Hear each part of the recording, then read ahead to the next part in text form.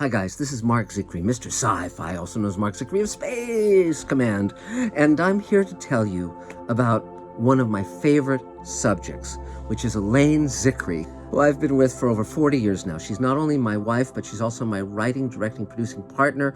Sometimes we trade off on those jobs, so I might be a producer on one project, like The Voiceless Roar, where she's the writer-director. Other times she might be aiding me. But I wanted to give you an overview of how her life has been one long journey of compassion, empathy, humanity, bringing people together, serving our world, politically, artistically, and in her personal life. So first of all, you need to know that Elaine grew up in a very, very, very political household. As she went to high school and then college, it was a time of great turmoil, from the assassination of JFK, through the civil rights movement, through Vietnam War, and Elaine was advising people who didn't want to fight in the Vietnam War how to get to Canada.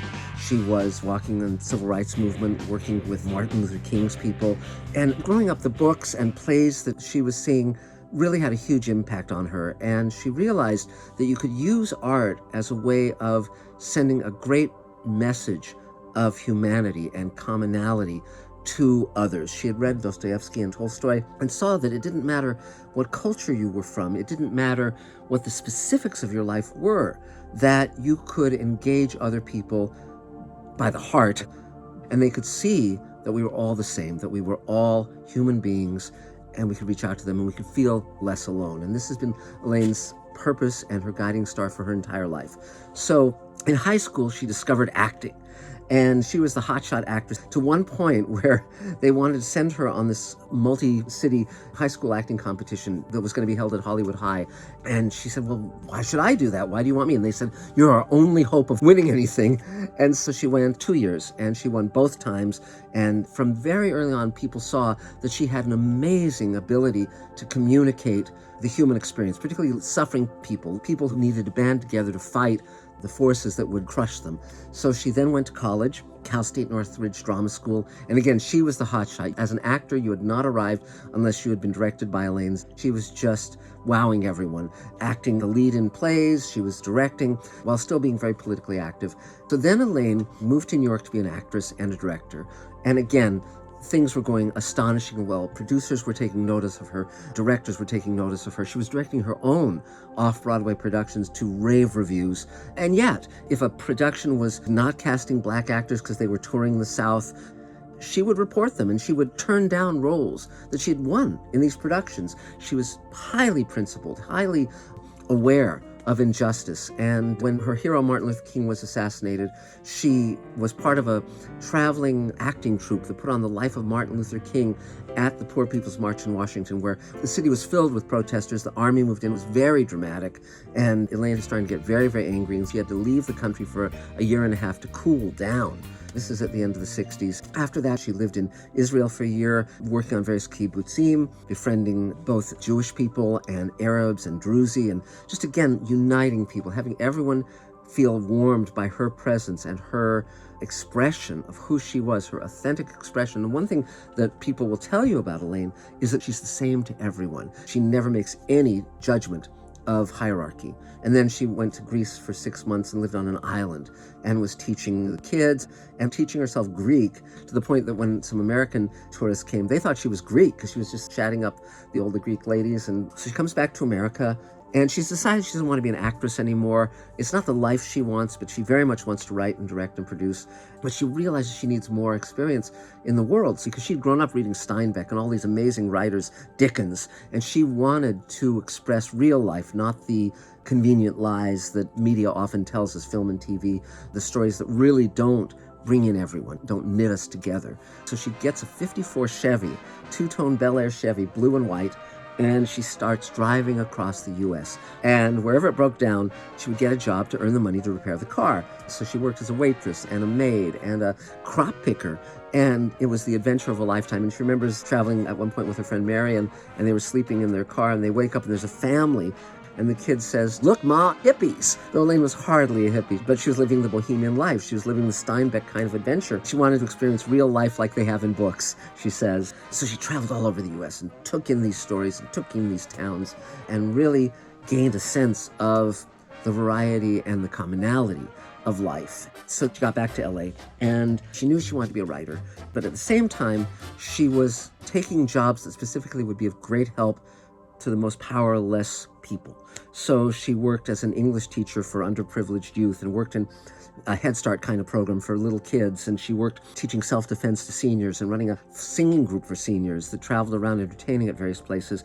And she worked at a seniors' home, working with them to be more and more functional. She worked with autistic kids performing and singing and giving them instruments so they can perform and not be ostracized. And finally, she ended up as the director of a federal program for seniors and the handicapped, and she worked that job for 5 years. Her entire team were senior citizens helping install life-saving equipment in people's homes so they wouldn't be institutionalized. I mean, she was deeply, deeply committed. Everywhere she goes, she's like magical.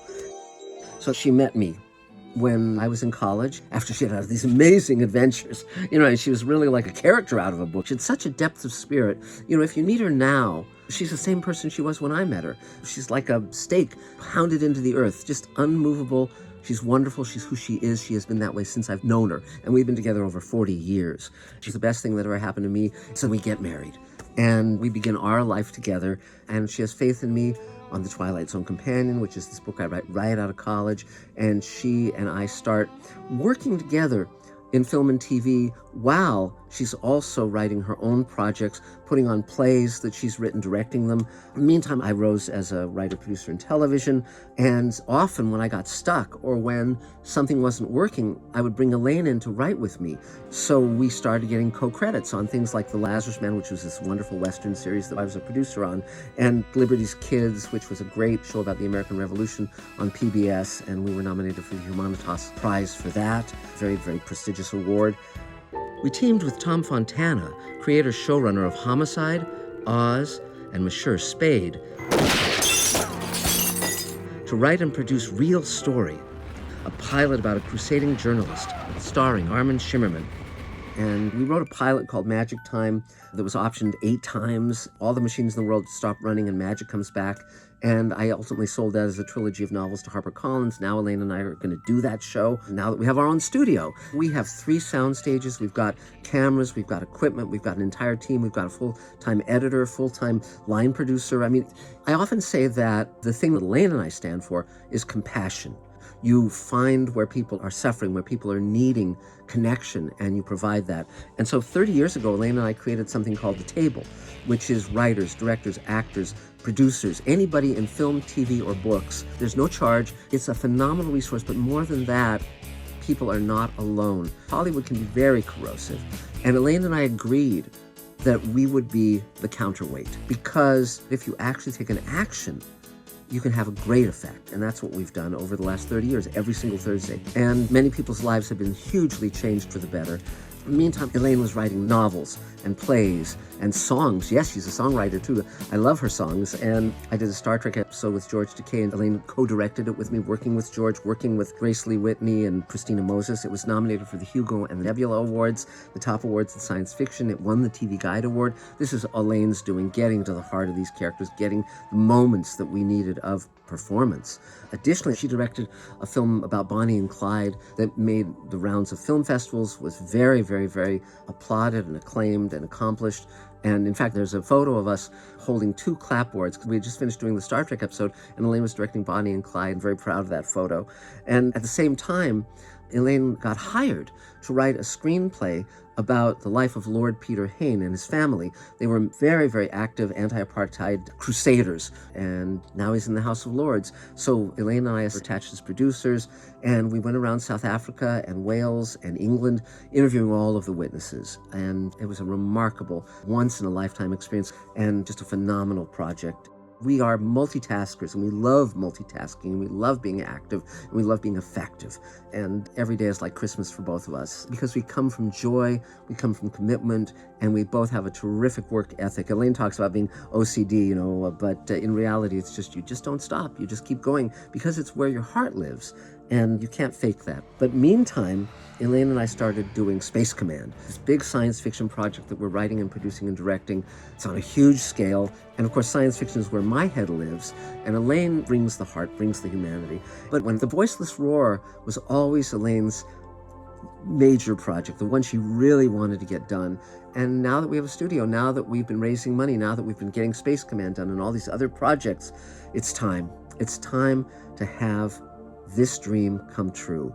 It's an incredible cast, incredibly talented ensemble, and this is a movie I'm dying to see. And if you read the script, as so many have, you'd be dying to see it too. It's got great writing. Elaine is an extremely accomplished writer, producer, director. She's an actor's director, which is the jackpot. It's a director who not only says, stand there and don't get out of the light. An actor's director understands the heart of the character and can speak to each actor so they can get to the emotional truth of the role. It's phenomenal. And it isn't a question of if this movie will get made. When The Voiceless Roar, it's only how we're going to pull the funds together to make it. That's where you come in. It's up to us and it's up to you to make this happen. You know, films can either keep us apart or they can bring us together. I think of film and TV as an empathy machine where you can see someone else's life and at first they seem very different from you, but by the end of the story you realize they're just the same as you. And that's remarkable. It diffuses fear. It connects us. Very, very important in these times of polarization and separation. I recommend that you really look at this very closely and take out your wallets and make it happen, because you will be very glad you did. You will be part of something that makes the world better. And how often can you say that? It'll be seen by millions of people around the world, and there will be people in crisis where they will feel disempowered, they will feel like giving up, and they will see this film and they will say, I am not alone. I can take charge. I can bring together a team. I can make things happen. I can let people know that the world is a place worth living in. You know, one thing I found out is there's so many terrible things in this world. There's violence everywhere you turn and atrocity and all of that. But compassion and kindness and empathy have a ripple effect. And if you do something that has a positive good to it, it spreads to hundreds, then thousands, then millions of people around the world. I've had this happen many times in my life, as has Elaine. And when The Voiceless Roar will continue this amazing tradition that we have been committed to for many, many years, and every day is a joy, a blessing, and the greatest blessing for me is having Elaine in my life, and I'm so glad now that you will get to have her in yours.